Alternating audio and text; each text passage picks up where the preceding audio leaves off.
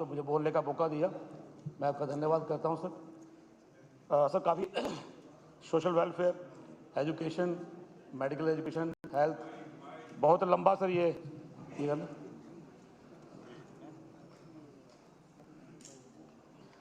काफ़ी सारे डिपार्टमेंट्स हैं जिन पर बोलना है सर।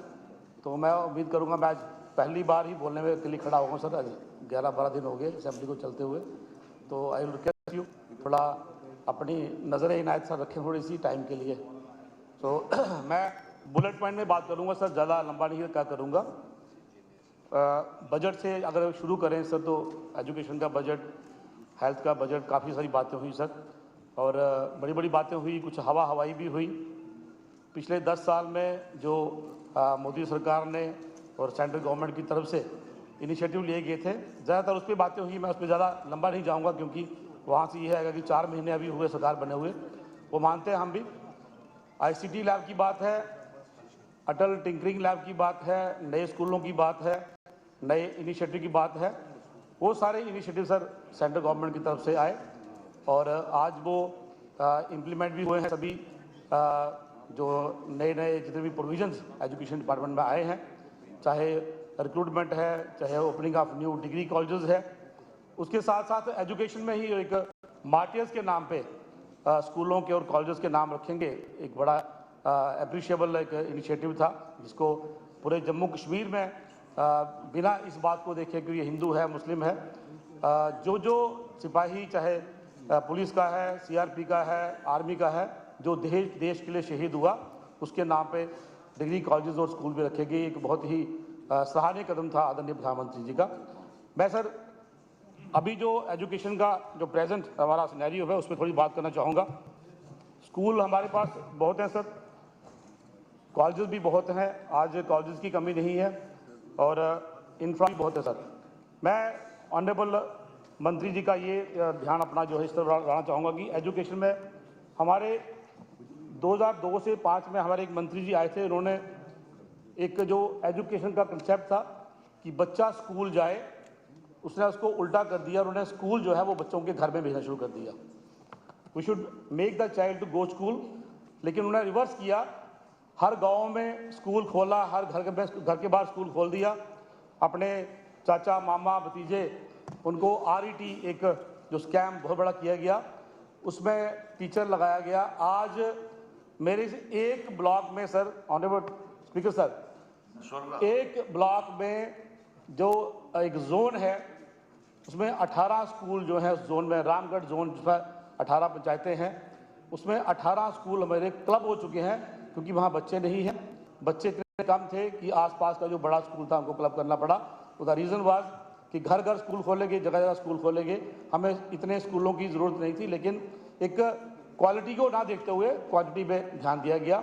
मेरा निवेदन है आदरणीय हमारी मिस्टर साहिबा सिंह, जो क्लब किए हुए स्कूल हैं मैम, ज़रा उनकी आप गिनती भी कराने कितने स्कूल हैं, उन बिल्डिंग्स का क्या हाल है, और जो लैंड वो यूज़ कर रहे हैं, वो कर रहे थे, आज वो लैंड खाली पड़ी है सर। हमारे पास हॉस्पिटल बनाने के लिए नई कॉन्स्टिट्यूंसी जो आई है हमारी, इसमें डिलिमिटेशन में, उनके ऑफिसेज बनाने के लिए हमारे पास जगह नहीं है। हज़ारों कनाल जगह जो है वो स्कूलों ने रखी हुई अपने पास, ना तो वहाँ स्कूल चल रहे हैं और ना वहाँ पे वो लैंड जो है उसका अल्टरनेटिव को इस्तेमाल हो रहा है सर। एक स्टूडेंट टीचर रेशो की बात भी है, जहाँ स्टूडेंट्स हैं वहाँ टीचर नहीं, जहाँ टीचर है वहाँ स्टूडेंट नहीं। कृपया इस पर बात ध्यान दें।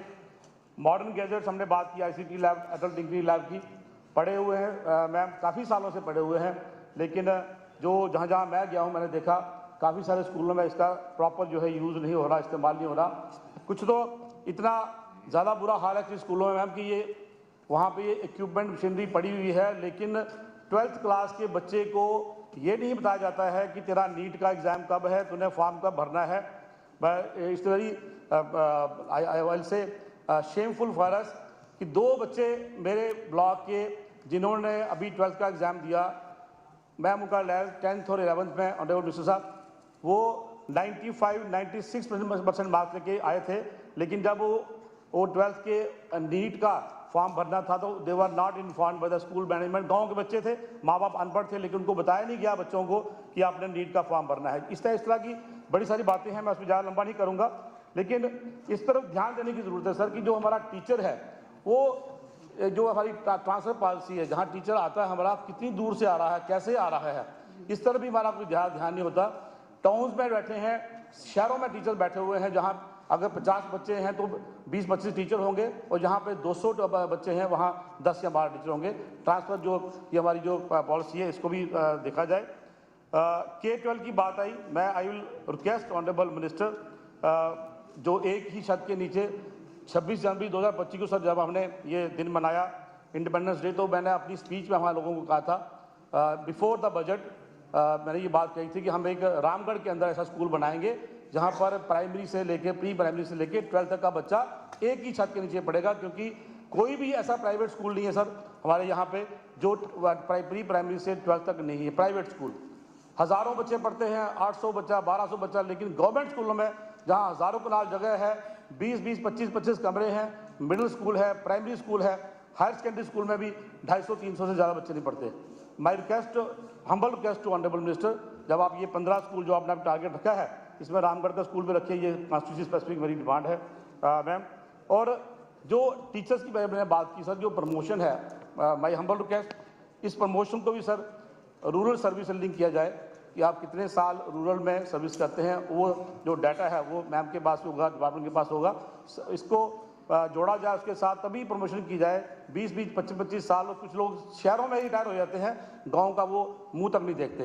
तो माई रिक्वेस्ट कि टीच फॉर J&K का अगर स्लोगन लेके हम चलें कि जम्मू कश्मीर के बच्चों को पढ़ाएं, तो मुझे लगता है इसमें स्टैंडर्ड बढ़ाने की ज़रूरत है।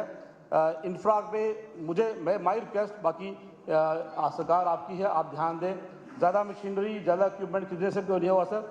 अगर आपका बच्चा जो है वो 8th में पहुंच के भी एक एप्लीकेशन नहीं लिख सकता है एक छुट्टी की, तो मुझे नहीं लगता कि आपका चाहे वो टिंकरिंग लैब है, चाहे ICT है, चाहे उसको आप डिजिटाइज कर दें, उसका ज़्यादा फायदा नहीं होगा।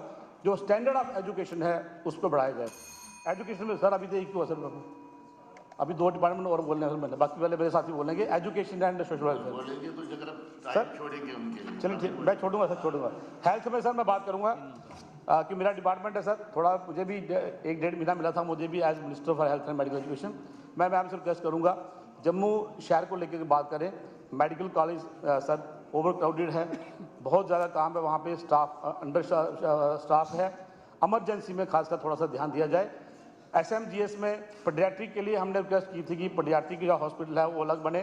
250 बेडेड हमारा एक MCH बन रहा है, लेकिन प्रोग्रेस बड़ी स्लो है, मैम उसको देखें थोड़ा जल्दी बने, ताकि ये वाला जो लोड है SMGS के अंदर वो पीडियाट्रिक के बेड हमारे बढ़ जाएँ और गायनी का जो हॉस्पिटल है वो तैयार हो जाए।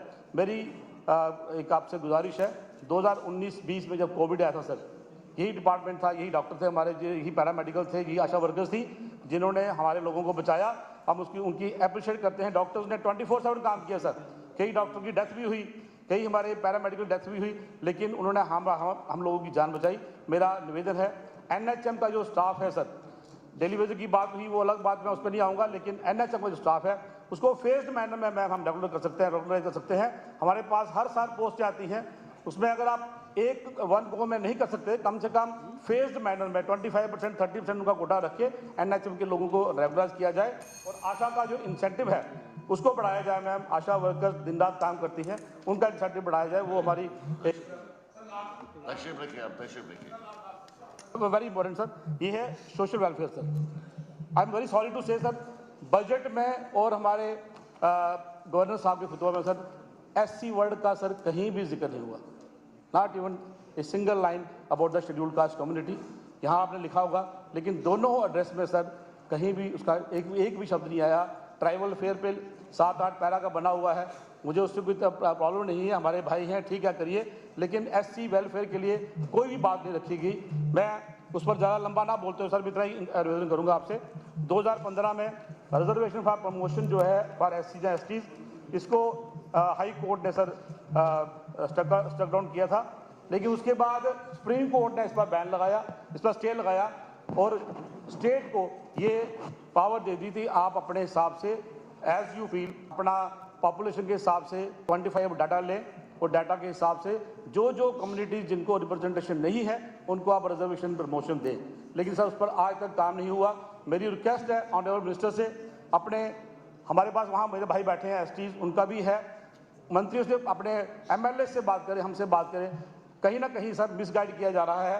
आई एम सॉरी टू से कि हमारे ऑफिसर जो हैं वो एडवोकेट्स को, कोर्ट्स को गुमराह करते हैं सर। 8% और 10% रिजर्वेशन की बात है सर। हमारा रिजर्वेशन जो है 2015 से SC ST का बंद किया है। ये कंसर्न इन भाइयों का सभी का भी है, STs का भी है, SC का भी है। मेरा निवेदन है इसे लागू किया जाए। UT बनने के बाद सभी sir all the provisions of constitutions are implemented in J&K except the provision of promotion reservation in promotion to SC STs। ये सर मेरी सर रिक्वेस्ट है आपसे लागू किया जाए सर।